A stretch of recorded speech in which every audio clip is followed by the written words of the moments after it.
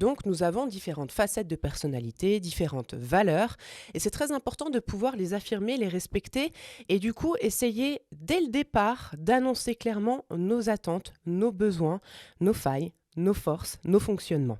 Il faut que chacune de ces facettes de personnalité soit respectée.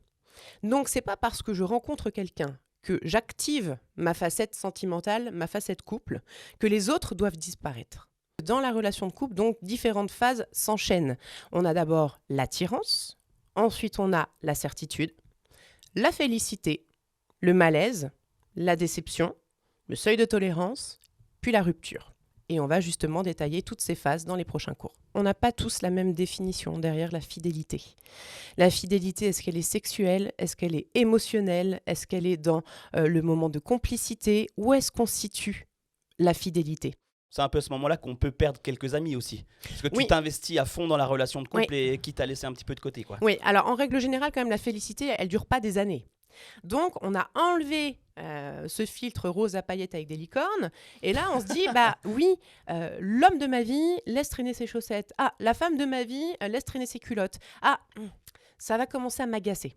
Aujourd'hui, ça ne m'agace pas encore trop parce que je t'aime et parce que c'est le début de notre relation. Mais si je suis honnête avec moi et avec toi, dans 6 mois, ça va me gonfler. Alors que là, moi, je suis plutôt en train d'essayer d'aider les gens à être dans une relation saine, tu vois.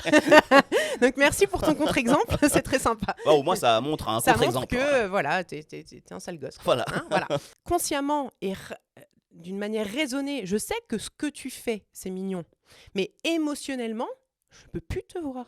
Faire une pause, juste prendre de la distance, mais rien faire, vaut pas l'intérêt, quoi. Voilà, le tout, c'est de réussir à évoluer et non pas se dire celui-là, je le garde pour lui ressortir à la prochaine dispute. Ça, c'est stérile. C'est stérile. Ça ne pourra pas aider votre communication, ça ne pourra pas aider votre couple à s'épanouir tout simplement. Et donc, c'est très important dans la communication d'éviter ce positionnement-là.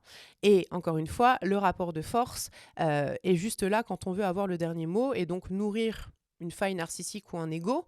Et ce jeu de rôle psychologique qui se joue entre les 3 pôles est clairement toxique et va alimenter une communication qui sera négative, mauvaise et stérile.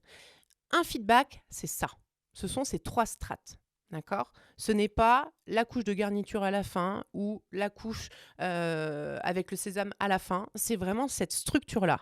Si vous composez votre message d'une autre manière, ce n'est pas un feedback.